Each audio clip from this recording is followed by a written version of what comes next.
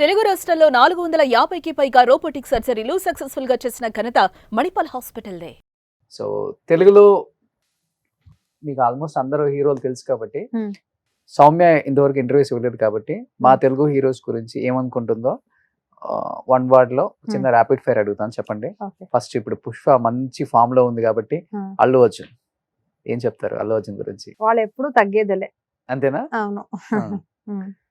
రామ్ చరణ్ గారు? రామ్ చరణ్ గారు fantastic dancer. అంతే అంతే. సో చిరంజీవి గారు ముద్దు బిడ్డ, చాలా మంచి డాన్సర్. రంగస్థలం మా ఫేవరెట్ మూవీ వాళ్ళది. ఓకే, చాలా మంచిగా యాక్ట్ చేశారు. Junior NTR? Junior NTR dialogue king. Because వాళ్ళు ఏమంటివి డైలాగ్, ఆ మూవీ వాళ్ళు చేసిన అమ్మ కాంపిటీషన్ చేసిన క్యారెక్టర్ అది వాళ్ళే మళ్ళీ చేసినా కూడా రాదు, అంత సూపర్ గా చేశారు. ఓకే. ఓ యమదొంగనా? యమదొంగ. ఓకే. ఫాలో కొంత ముందు మూవీ ఇప్పుడు ఫాలో అవుతున్నా. ఓకే. సో మహేష్ బాబు గారు? మహేష్ బాబు గారు లైక్ చాక్లెట్ అండి, వెనిలా చాక్లెట్ లాగా ఉన్నారు వాళ్ళు. వెనిలా అండ్ స్ట్రాబెరీ మిక్స్ చేసిన ఒక చాక్లెట్ లాగా ఉన్నారు, చాలా అందంగా ఉన్నారు. మీరు కూడా అంతే ఉన్నారు? లేదండి, వాళ్ళు ఇంకా ఎక్కువ కలర్ ఉన్నారండి, మనం అంతా కలర్ లేదు. పవన్ కళ్యాణ్ గారు? పవన్ కళ్యాణ్ గారు ఒక పవర్ అంతే అంతే. చాలా హెవీ ఫ్యాన్ ఫాలోవర్స్ ఉండండి పవన్ కళ్యాణ్ గారు. బెంగళూరులో కూడా, కర్ణాటకలో కూడా చాలా మంది ఉన్నారు పవన్ కళ్యాణ్ అంటే. వాళ్ళు గెలిచినప్పుడు కర్ణాటకలో సంభ్రమించారు చాలా మంది, పవన్ కళ్యాణ్ గారు గెలిచారు అని. అంటే వాళ్ళకి సంబంధం లేదు, కానీ ఆ ఫ్యాన్ ఫాలోయింగ్ కర్ణాటకలో కూడా పవన్ కళ్యాణ్ గారికి ఉంది, అంత పవర్ ఉంది వాళ్ళతో. ఓకే, అంతే అంటావా? సూపర్. చిరంజీవి గారు? చిరంజీవి గారు ఒక బ్రాండ్ అండి, వాళ్ళలాగా ఎవరు ఉండరు. Is like a brand. అంతే. Yeah. So most eligible bachelor? Prabhas garu Baahubali అండి. అంతే. ఏం చెప్తారు ప్రభాస్ గారి గురించి? ప్రభాస్ గారు మ్యారేజ్ చేసుకుంటే బాగుంటుంది. నన్ను ఎలా చేసుకుంటారండి, వాళ్ళు అనుష్క తమ్మననే చేసుకోలేదు. లేదు, వాళ్ళు తొందరగా మ్యారేజ్ చేసుకుంటే వాళ్ళు ఇంకొక చోట ప్రభాస్ వస్తే ఇండస్ట్రీకి బాగుంటుంది అని. ఇప్పుడు ట్రై చేస్తే అట్లీస్ట్ ఇంకా 20 years తర్వాత ఒక చోట ప్రభాస్ ను చూడొచ్చు కదా. ఈ ప్రభాస్ గారికి వయసు అయిపోతుంది, ఏజ్ అయిపోతుంది, అప్పుడు చోటా ప్రభాస్ గారు వస్తే వాళ్ళు కూడా బాహుబలి పార్ట్ 3 తీసుకోవచ్చు. మీకు ఎక్కువ బాధ ఉంది చోటా ప్రభాస్ వస్తే బాగుండు? నాకు మ్యారేజ్ చేసుకోవాలండి, బ్యాచులర్ గా ఉంటే నచ్చదు. అందరూ ఎవరు బ్యాచులర్ గా ఉంటారో వాళ్ళు చాలా ఎంజాయ్ చేస్తారు లైఫ్ ని. మ్యారేజ్ చేసుకుంటే బాగుంటుంది, కొంచెం టార్చర్ అండి ఎలా ఉంటుంది చూడాలి అని. అంతేనా? మీ ఫస్ట్ క్రష్ ఎవరు సినిమా ఇండస్ట్రీలో? ఒక హీరోని చూసి ఏమున్నాడు అనిపించిన హీరో? నాకు ప్రభాస్ గారే ఫస్ట్ క్రష్ చెప్పాలంటే. అల్లు అర్జున్ ఆర్య మూవీ ఫస్ట్ చూసాను నేను. ఆర్య మీద నాకు చాలా లవ్ అయింది అప్పుడు. ఆర్య అంటే ఫస్ట్ ఆ మూవీ సాంగ్స్ అని నేను బైహెడ్ చేసుకున్నా, అంతా నచ్చింది నాకు ఆ మూవీ. అప్పుడు కర్ణాటకలో ఆర్య మూవీ అంటే ఒక ట్రెండ్ క్రియేట్ చేసింది. సో నాకు first love, first crush Arya గారితోనే, మీన్స్ అల్లు అర్జున్ తోనే. ఓకే. ఓకే. సాంగ్స్ బాగా పాడతారు కదా మీరు? పాడతాను, ఇంకా తెలుగు అంతా ఎక్కువ ఏం తెలియదు, కన్నడ చాలా తెలుసు. తెలుగులో ఏం చెప్పాలి, మళ్ళీ మీరు కెమెరాని ఆపేసుకొని వెళ్ళిపోతారు ఇంటికి. నేను కన్నడలో పాడండి, నో ప్రాబ్లం. తెలుగులో నాకు లిరిక్స్ ఏమేమో అవుతుందండి, నేను మాట్లాడితేనే డబుల్ మీనింగ్ అయిపోతుంది లిరిక్స్ మొత్తము. నేనేనో చెప్తే అది ఎక్కడో కనెక్ట్ అయిపోతుంది. ఇప్పుడు వచ్చాడు ఏదో ఒక పెద్ద ఆర్టిస్ట్ వచ్చారు ఒక షోకి, నేను ఇప్పుడే మన షోకి వచ్చాడు అని చెప్పాను, అంతే అక్కడే పడిపోయింది మన డైరెక్టర్. అయ్యో తాయి తల్లి, వాళ్ళకి వెళ్ళి వచ్చాడు అని చెప్పావు కదా, వచ్చారు, రెస్పెక్ట్. వాళ్ళు చూస్తే వాళ్ళు అదే ఎంజాయ్ చేస్తారు. పర్వాలేదు, నాకు వచ్చాడు అని చెప్పిన ఫస్ట్ ఆర్టిస్ట్ నువ్వే మంచిగా చెప్పావు అని వాళ్ళు ఎంజాయ్ చేస్తారు. సో ఎవరెవరు, ఇది ఒక్కటేమో వీళ్ళతో కృష్ణ భగవాన్ సార్తో అలా అయింది, పోసాని కృష్ణ గారితో అలా అయింది, పోసాని రాజా నేనో చెప్పాను వాళ్ళకి. సో వాళ్ళకి తెలియకుండా నేను మాట్లాడతాను కదా, అది వాళ్ళకి ఒకటేం, వాళ్ళు మంచి హార్ట్ అంటే ఓకే, ఇంకెవరికో కోపం వచ్చేసి ఏంటి వాళ్ళు సింగిల్ వర్డ్ గా మాట్లాడతారని తిట్టేస్తారు. ఓకే. సో ఒక సాంగ్ ప్లీజ్. సాంగ్ ఏం సాంగ్ చెప్పు? ఏదైనా పర్వాలేదు. నువ్వే మాయం చేసావో గాని ఓ మనసా చెప్పమ్మా నిజాని, క్షణం మాగదంటుంది ఓణి, మరీ చిలిపిది వయసు గాని, హయ్యా హయ్యారే హయ్యా ఎటు పోతుందో ఏమో మరి, సయ్యారే సయ్యా ఆగనంటుంది ఏమో మరి ఏనా మీ మనసులో చెప్పేశారనుకుంటా. సో బానే పాడుతున్నారు. నా అమ్మ సింగర్, సో నాకు సింగింగ్ గురించి కొంచెం టచ్ ఉంది. ఇప్పుడు టచ్ వదిలేసాను, చాలా రోజుల నుంచి సాంగ్ పాడలేదు. బట్ ముందు నేను కొంచెం సంగీతం నేర్పించుకున్నాను, పర్వాలేదు వస్తుంది. ఓకే. సౌమ్య ఇంద్రజ గారిని బాగా ఇమిటేట్ చేస్తారు, చాలా బాగా మాట్లాడతారు అని విన్నా నేను. ఎలా మాట్లాడతారు? వాళ్ళు మన తిట్టేస్తారంటే నువ్వు అక్కడ వెళ్ళి నన్ను ఇమిటేట్ చేస్తావని తిట్టేస్తారు అంతే. ఏం తిట్టరు, చాలా పాజిటివ్ గా తీసుకుంటారు ఎవరైనా ఆడియన్స్. వాళ్ళు కోపం చేసుకుంటారండి. ఏదో ఒక 2 లైన్స్ ఏదైనా మీరు చెప్పండి.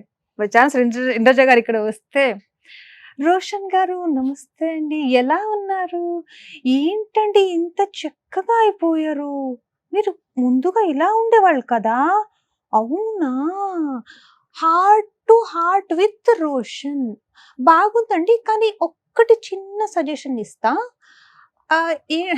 హార్ట్ మీకు ఇవ్వమంటారా? వద్దు వద్దు, కొంచెం వాళ్ళు స్లోగా ఫ్లోలో మాట్లాడతారు కదా తెలుగు చాలా స్పష్టంగా, అది కొంచెం క్యాచ్ చేయడానికి నాకు ఈజీగా ఉంటుంది. ఓకే, ఇంకెవరిని ఇమిటేట్ చేస్తారు? వద్దండి, నేను ఇమిటేషన్ ఆర్టిస్ట్ అండి, మిమిక్రీ ఆర్టిస్ట్ లా కనపడుతున్నాను. ఆర్టిస్ట్ అంటే అన్ని చేయాలి. అవును, కానీ ఇప్పుడు సడన్ గా వెంటనే నాకేం గుర్తుపడలేదు, నెక్స్ట్ టైం వచ్చినప్పుడు చేస్తా.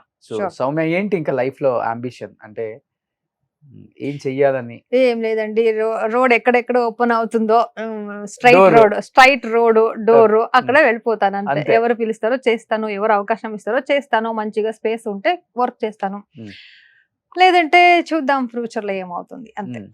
ఇంతవరకు బాగానే ఉంది బై గాడ్ గ్రేస్, తెలుగు జనాల ఆశీర్వాదం నుంచి ముందు అలాగే ఉంటే బాగుంటుంది, చూద్దాం. సో డెఫినెట్ గా ఉంటుంది, మంచి మంచి మూవీస్ లో యాక్ట్ చేయాలి సౌమ్య మీరు, డెఫినెట్ గా వస్తుంది. మరి రొమాంటిక్ వల్గర్ గా ఉన్న క్యారెక్టర్స్ కాకుండా సౌమ్య మంచి మంచి ఫ్రెండ్ క్యారెక్టర్స్ కి బాగా సూట్ అవుతారు.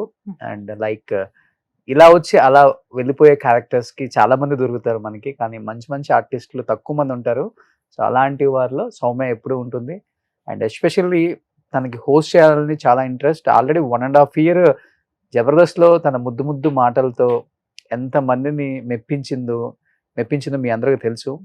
సో డెఫినెట్గా తన్ని గుర్తించి మంచి అవకాశాలు ఇచ్చి తెలుగులో 1.5 year ఈ స్థాయికి వచ్చిన ఆ అమ్మాయి టాలెంట్ గురించి ఒకసారి మనం ప్రత్యేకంగా చెప్పుకోవాల్సిన అవసరం లేదు. ఎంత కసి ఉంటే తన తెలుగు నేర్చుకొని 1.5 year కన్నడ అమ్మాయి తెలుగు రాకుండా తెలుగు నేర్చుకొని ఇంత అందంగా తెలుగు మాట్లాడుతూ అండ్ కంప్లీట్ 1 hour పైన ఇంటర్వ్యూ ఇచ్చింది. చూడండి ఎంత అద్భుతంగా మాట్లాడుతుందో.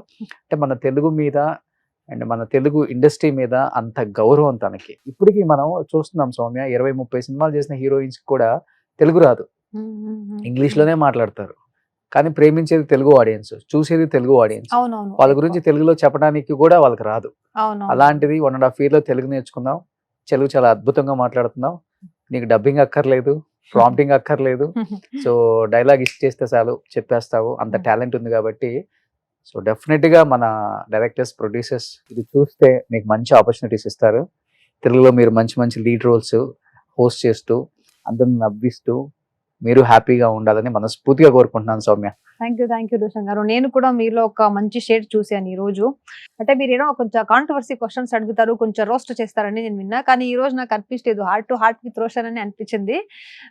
So you connected with my heart. Like nice intro, I enjoyed a lot. నాకు 1 hour ఎలా టైం పాస్ అయిందనే తెలియదు, చాలా మంచిగా. సో కాంట్రవర్సీ లేని వాళ్ళ దగ్గర కాంట్రవర్సీ చేస్తే బాగోదు. అంటే నాతో కాంట్రవర్సీ ఏం లేదని మీరు చెప్తున్నారు, అంతే కదా మరి. సో మీరు లైఫ్ లో మీరు మీలాగా ఉంటారు, వేరే వాళ్ళ కోసం వాళ్ళలాగా మారాలనుకోరు కాబట్టి కాంట్రవర్సీ ఉండదు. లైఫ్ లో ఎప్పుడైనా గుర్తుపెట్టుకోండి, మనం మనలాగా ఉంటే ఎప్పుడు కాంట్రవర్సీ ఉండదు. వేరే వాళ్ళ కోసం మనం మారాలనుకున్నా, వాళ్ళలాగా చేయాలనుకున్నా, వాళ్ళలాగా ఉండాలనుకుంటేనే కాంట్రవర్సీ అవుతుంది. అది మీకు అర్థమై ఉంటుంది. సో నాకు చెప్పేది ఏంటి, ఎందుకంటే నేను లైఫ్ లో చాలా డౌన్స్, అప్పు కాదు చాలా డౌన్స్ నే చూసి వచ్చాను. ఉండేది ఇంతే లైఫ్, ఎంత 60 years 70 years బతుకుతామా ఇప్పుడు ఈ జనరేషన్ లో.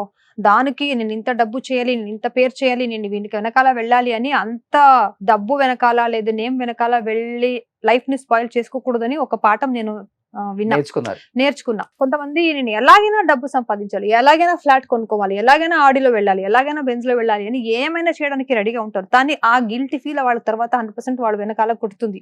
అయ్యో నేను ఇంత పని చేసి ఇలా చేసుకున్నా, ఇంత చేశానా, దేనికోసం ఇంత చేశానని. ఒక్క టైం మన హెల్త్ ఇలా అయిపోతే మనం చేసేదాన్ని మొత్తం వేస్ట్. సో ఎప్పుడు మనం మనస్సు నెమ్మదిగా మనకి తెలుస్తుంది కదా, మనం ఏమో కరెక్ట్ చేస్తున్నాం అబద్ధం చేస్తున్నామని తెలుస్తుంది కదా. సో మనం మనస్సు చెప్పినట్టు నీట్ గా చేసుకొని వెళ్ళిపోతే ఆ రూట్ లోనే మనం వెళ్ళిపోతే బాగుంటుంది అని నమ్మి జీవనం చేస్తున్నాను నేను.